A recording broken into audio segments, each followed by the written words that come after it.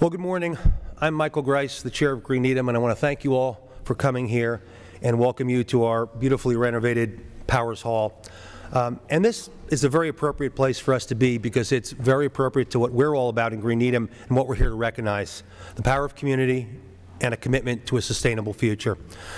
The power of community working together created this space. We all worked together to make sure that this hall was restored so that it could be a community place, and it's become just what we envisioned. It's kind of hard for me to believe that just under a year ago, we had our first event here, and it was the end of our tercentenary year, which is also part of what we're recognizing here. And since that time, and I may be a special case, as people remind me, but I have been here for a special town meeting, for 3 or 4 nights of regular town meeting, 3 concerts, town hall meetings, public meetings, a wine tasting, an Adirondack chair auction, and a documentary film premiere. So it really has become a community space that people come together around, and that's what we are about in Green Needham.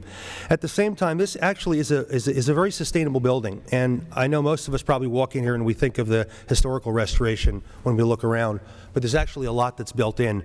The design and the construction of this dramatically reduced the heat loss, and you can imagine, just as houses of worship have a challenge with a big space that they have to heat and cool when people come in once a week or once a month, this is a real challenge, and a lot of work went into that. The entire attic space is filled with ice-scene insulation.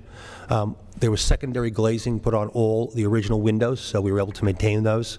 All the light fixtures, even the decorative ones, are CFLs, low energy usage, and a lot of our HVAC and lighting systems qualified for rebates.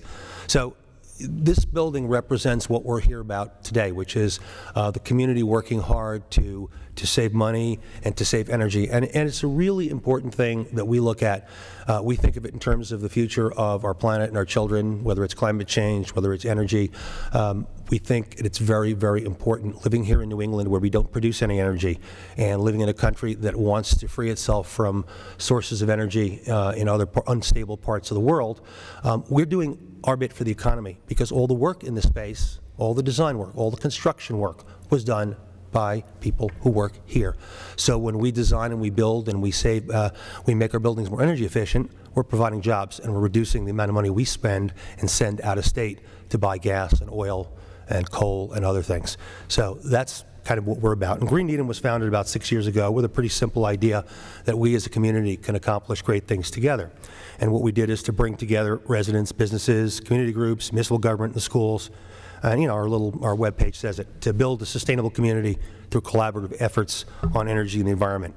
And we believe that those community-wide efforts and a focus on what we think of as trusted local networks, the people you know, the people you trust, the people you look to for guidance and ideas and for things on how to live your life, are what are the key to adopt new social norms. And the new social norms, things that make people change their behavior. I mean, yes, people like to save money, but people do things because other people they know and respect do them. And they say, well, that makes sense. I want to do that too.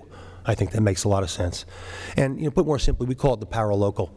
And 6 years later, what you're seeing here is that same idea, and you're seeing something, frankly, on a bigger scale. If we think of what goes on in our information economy, we started with the web, which brought the world to you. Then we went to social networks, which created a virtual community for you. And now we're entering an era of smartphones and tablets and apps and cloud-based systems. And the whole point of those is to deliver location-based services, as they call it in the tech world. And that's to connect you to your real community, the things that are right near you, whether it's a coffee shop, it's a restaurant, or it's an organization. So we think we were there first. We weren't the only ones, and the rest of the world is catching up with that idea. One of our earliest projects brought people together to support wind projects in New England and put the first solar panels on the High Rock building. We have worked with a lot of other groups that care about different things that make our community a better place to live. Some of them we've helped get started, some of them we've just helped to promote. But whether it's the community farm or the farmers market or the rail trail or Needham Bikes, these are all people that work with us and we've worked with. And we have done a number of different things together.